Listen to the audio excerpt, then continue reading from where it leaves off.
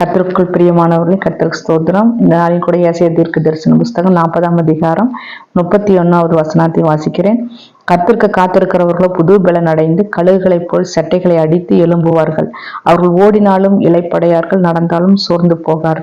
இந்த நாளில் பரிசுத்த தகப்பன் நம்மோடு கூட பேசுகிற வார்த்தை, கர்த்தருக்கு காத்திருக்கிற பிள்ளைகள் புது பலன் அடைவார்களாம். நம் பரிசுத்த தேவனுக்கு காத்திருக்கும் பொழுது ஆண்டவர் சொல்லுகிறார், உன்மேல் புது பலன் இறங்கி வரும் என்கிறார். அப்ப நம்ம சரீரத்துல தேவனுக்காக ஒவ்வொரு நாளும் காத்திருக்கும் பொழுது அவர் சொல்றார், ஒவ்வொரு நாளும் உங்கள் மேல் புது பலன் இறங்கி வருமா. நம்ம அப்ப சரீரத்துல என்ன இல்லைங்க, சோர்வுகள் இருக்காது. கர்த்தருக்கு காத்திருக்கிற ஆத்துமா மேல ஆண்டவர் சொல்ற அவராலே நிறைவான பலன் வருமா. என் ஆத்துமா கர்த்தருக்காக காத்திருக்கிறது. அவர் என் ஆத்துமா கர்த்தர் சமூகத்துல அமர்ந்து இருக்கிறது. அவரால் எனக்கு நிறைவான பலன் வரும் சொல்லி தாவீது சொல்லுகிறார். ஆனா இந்த நாளிலும் கூட பரிசுத்த தேவன் சொல்லுகிறார், நீங்க கர்த்தருக்கு காத்திருக்கும் பொழுது புது பலன் வருமா. நம் ஜெபம் என்கிற அந்த நேரத்தை நம் தேவ சமூகத்துல ஒதுக்கும் பொழுது அவர் ஒவ்வொரு நாளும் புது பலனை தருவாராம். அவங்க அந்த பலனோட எப்படி இருக்காங்களா, அவங்க கழுகை போல செட்டைகள் அடித்து உயர பறப்பாங்களாம். ஆண்டவர் சொல்றாரு, அந்த புது பலன் கிடைச்சதுன்னா உயர பறப்பாங்களாம், மேலான காரியத்தை நோக்கி போவாங்களாம். ஆண்டவர் சொல்றாரு, அவங்க ஓடினாலும் இளைப்படைய மாட்டாங்க, நடந்தாலும் சோர்வில்லைங்களாம்.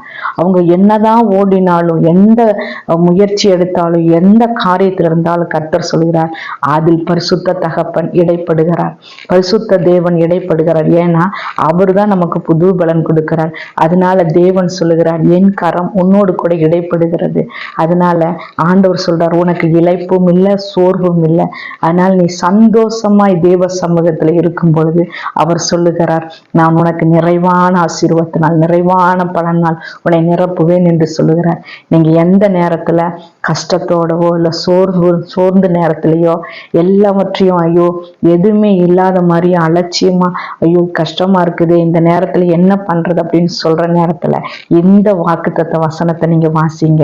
அவர் சொல்லுகிறார், இதை நீங்க வாசிக்கும் பொழுது இந்த ஆத்துமா உங்களோடு கூட ஆண்டவர் சமூகத்துல பேசும். அப்ப இந்த ஆத்துமா பேச பேச கர்த்தர் சொல்லுகிறார், புது பலன் கிடைக்குமா.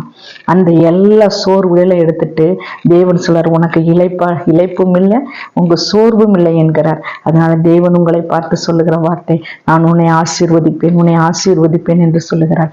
அந்த ஆசீர்வாதம் உங்கள் மேல் இறங்கி வந்திருக்கிறது. அதனால் கர்த்தர் இந்த நாளில் உங்களோடு பேசியிருக்கிறார். கர்த்தர் கொடுத்த வார்த்தைக்கு